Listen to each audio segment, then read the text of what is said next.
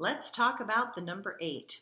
The number 8 in the system that I work with is related to sadness and loss and grief. Now, I know that in the American system uses this number and says this is about wealth and abundance. And absolutely, it can go that direction too. But what I find in doing my work with people is like 90+% of the time, this number shows up as a day that causes grief, loss, and sadness. If it's a year number, it can create a lot of emotional distress for people. If it's showing up as a personal number, like your karma number, it is what you came here to work on. You came in to work on deep emotion and to navigate it and to not feel overwhelmed or collapsed by intense grief that comes and hits you. It oftentimes means that you also have had trouble with this emotion in past lives. So the number 8 is a figure 8. And I want you to think of the number 8 as coming down your front, between your legs, up your spine, flipping over the top of your head, going down the front, between your legs, up your spine, flipping over the top of your head. So what it means is as above, so below, as below, so above. This is where it can manifest money. So you can imagine that if you're really good at manifesting a dream and taking a dream and going, I'm going to bring this completely into my body, embody it, and then I'm going to bring it out, then that dream will come back into your body and it will uplift spirit. So I like to think of it as humanity has the potential to enlighten a heaven. That our experiences down here can create an illumination or a perspective of something very different, and how also the divine is also trying to illuminate us.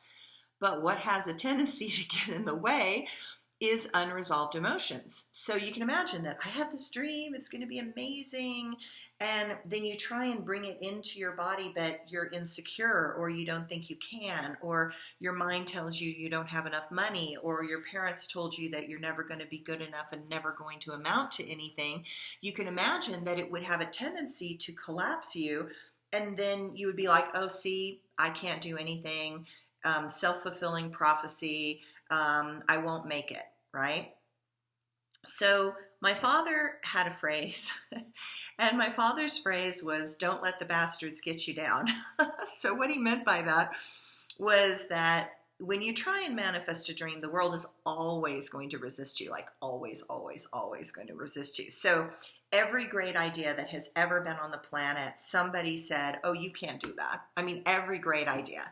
And it's hard, you have to encounter your own fears, your own resistance, your own inability to problem solve a particular issue.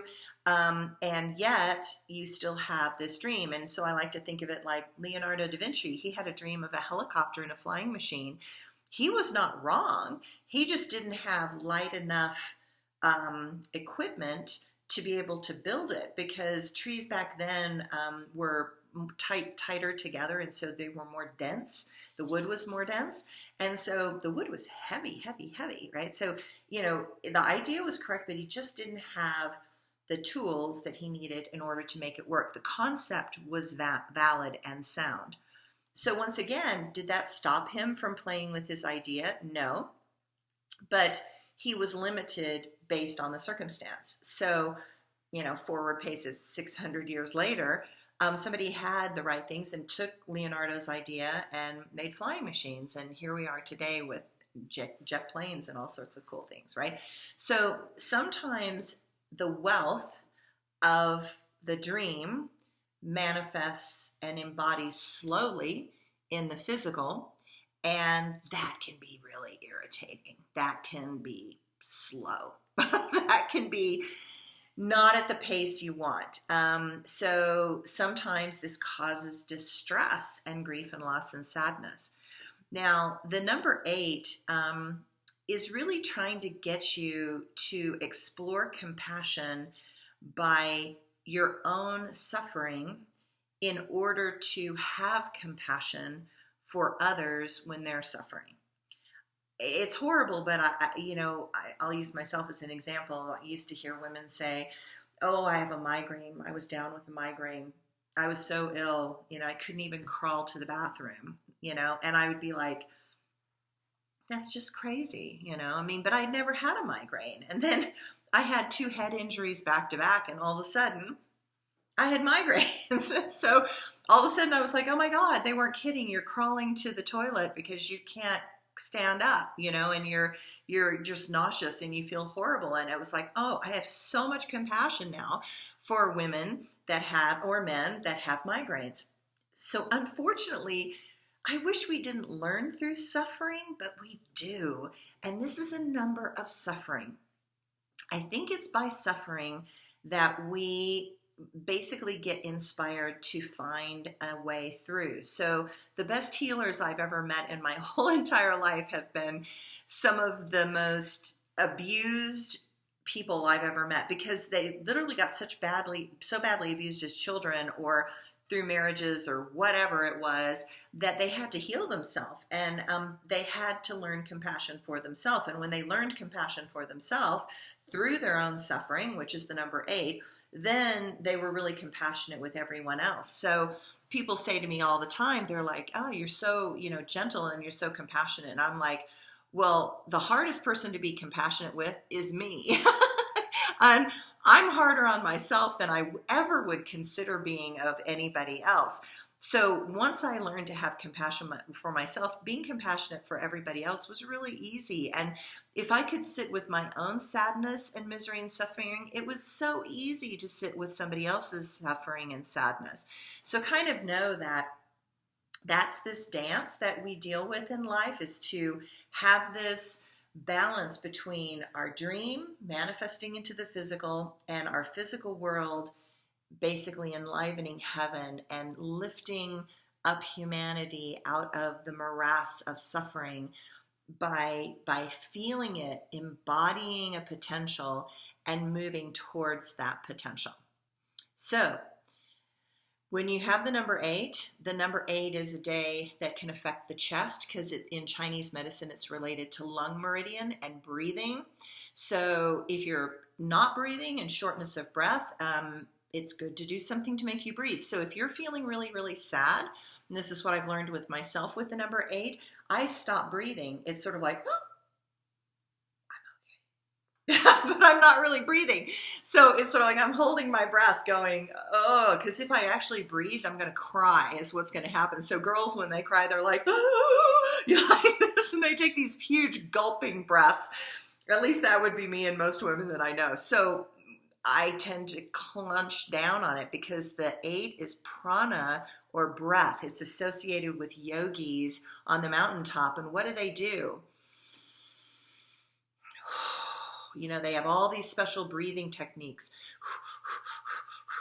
All these things that are related to breath and prana and the life force moving through your body, because the molecules of light are energized in the sky. So oxygen gets energized by the sun, and then you breathe it in. And so you're actually breathing in light. And as you breathe in light, it enlivens your body on lots of different levels, which is very powerful and very spiritual and very expansive. But if you don't let light in, if you don't let breath in, if you don't exercise, if you don't huff and puff, and you're sitting in a chair all day and not moving and not breathing, you just start to die, okay? And you feel sad, and you feel depressed, and you feel down, which is why movement, breath, prana, exercise, mantras, meditations, anything that includes breath can be really good. And unfortunately, for some people that are not doing this energy in an organically aligned way, they will breathe by smoking. And that will give them breath, but it also gives them this incredible toxin. So when somebody has, an association with cigarettes and an illness related to their lungs, they oftentimes have 8s in their numbers, because they're hiding from their own sadness. They're literally hiding behind a smoke screen, which they've created because they're trying to breathe, they're trying to feel alive, and they feel alive because they're taking this huge puff of oxygen mixed with a whole bunch of crap and chemicals that then, constricts their lungs and it expands their arteries. But it's this whole kind of like expansion, contraction, which is what the 8 is. It's like expansion, contraction, expansion, contraction. So it's the breath. Breathe in, expand, breathe out. Breathe in life, breathe out death. The CO2 has to go out of your body. So when you are not vibrating with the number 8, you'll get respiratory things. You'll get lung infections, bronchitis, sinusitis, laryngitis, pneumonia, COPD, emphysema, all these things because you're not breathing in life and light. So you're afraid of breathing in fully. You're afraid of letting in life. And so what you do instead is you hold on to death. You're holding on to CO2 in your body. You're not letting it out of your body, which will eventually cause cancer, because cancer is a disease where instead of the cells breathing oxygen, they start breathing CO2. So they metastasize, they morph into a cancer instead of a healthy cell. So again, they actually know in cancer that if you increase the oxygen levels in the body by 5%, cancer actually dies. So to me, it's that perfect excuse as to why they have people that have cancer and they go and start doing yoga. What are they doing? They're breathing. And then they actually start to get better and cancer goes away and it goes into remission. So there's this definite connection between breath, prana, and the number 8 and sadness, because you have to let go of sadness. You have to breathe it out. But some people hold on to their sadness. They hold on to their suffering. They hold on to their misery. And that's a terrible idea. Why would you do that? That's a terrible, terrible idea. So again, breathe in. Let life in. Breathe out the death energy, the toxins in your body that are just a natural waste product of the body. It's a natural cycle. Don't hang on to the past. Don't hang on to suffering. Don't hang on to the death. Breathe in light and it will displace that death. Okay.